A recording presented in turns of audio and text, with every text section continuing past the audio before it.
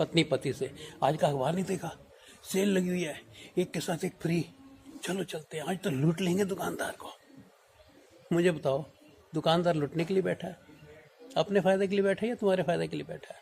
इतनी सी बात अगर समझ आ जाए, हमें इतनी सी बात अगर समझ आए कि हमारा फ़ायदा कोई दुकानदार नहीं कर सकता, कोई गुरु भी हमारा फ़ायदा नहीं कर सकता। वो मैं क्यों कह रहा हूँ कि देखो, एक बहुत बड़ा आपको एक शब्द बताऊँ, गुरुद्वारा।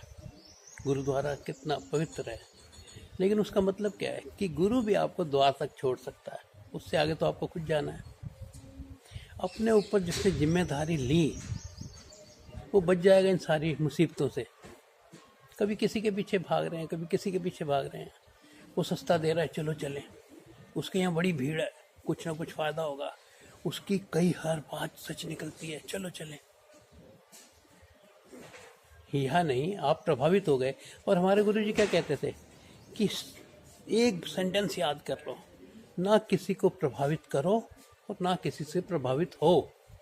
मैं कहता हूँ इतनी बढ़िया चीज़ है ये। अब हम प्रभावित करना चाहते हैं ना, कोई सामान भी लाते हैं तो अपना कोई दोस्त आएगा, कोई रिश्तेदार आएगा, उसको दिखाएंगे। अपने लिए कौन खरीदता है चीज़ें? दिखाने के लिए खरीदते हैं ना। अपना सुंदर मकान किस लिए बनाते हैं? दूसरा आएगा, तारीफ करेगा, वाह वाह चाहते हैं ना, वाह वाह कोई करता रहे, कोई वाह वाह करता रहे, बस आपकी ज़िंदगी सफल हो गई।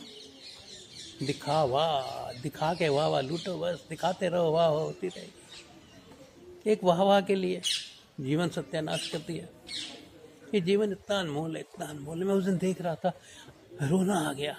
एक बच्चा दिखाया उन्होंने, सच्ची घटना है, दोनों हाथ नहीं है, पाँव से रोटी खा रहा है, और हम अपने आप को गरीब समझते हैं। हमें अपनी वैल्यू नहीं पता। तुम महान हो, बुद्ध ने क्या कहा था? तुम महान हो, अपनी महानता को जो है ना यूं बर्बाद मत करो। तुम्हारे अलावा महानता ऐसी है कि एक अगर अपने को आप वैल्यू देना शुरू करते हैं, आपकी वैल्यू कम है, बताओ मुझे। एक दांत निकल जाता है, आज से ही करवाओ तो सही, 20-25 हज़ार लग जाते हैं, और आपके दांत सारे ऐसे पक्के हैं, लेकिन जिस वक्त कोई चीज़ हाथ से निकल जाती है ना, अब पछताए होत क्या जब चिड़िया चुग गई खेत। अपनी वैल्यू नहीं जानी और यूं ही बर्बाद कर दी, खाने पीने में, भटकने में, इधर जाने में, और बुढ़ापे में आके जब डॉक्टर कहता है कि अब बचना मुश्किल है, आप कहते हो किसी तरह थोड़ा सा मुझे जीवन दे दे, थोड़े से जीवन के लिए। सिकंदर ने भी क्या कहा था, कितनी बढ़िया बात थी, जब एक फ़कीर ने कहा कि मान ले तू एक रेगिस्तान में भटक गया है और तुझे प्यास लगी है और मेरे पास पानी है और मैं पानी तुझे नहीं देता, बता उसकी क्या कीमत देगा? उसने कहा मैं गांव दे दूंगा, एक राज दे दूंगा। वो कहता मैं नहीं देता। वो कहता मैं पूरा देश दे दूंगा, मैं जितना जीता हूँ सब दे दूंगा। वो कहता है इतना तू भटक रहा है एक पानी की, एक गिलास की कीमत के लिए, बस यही है।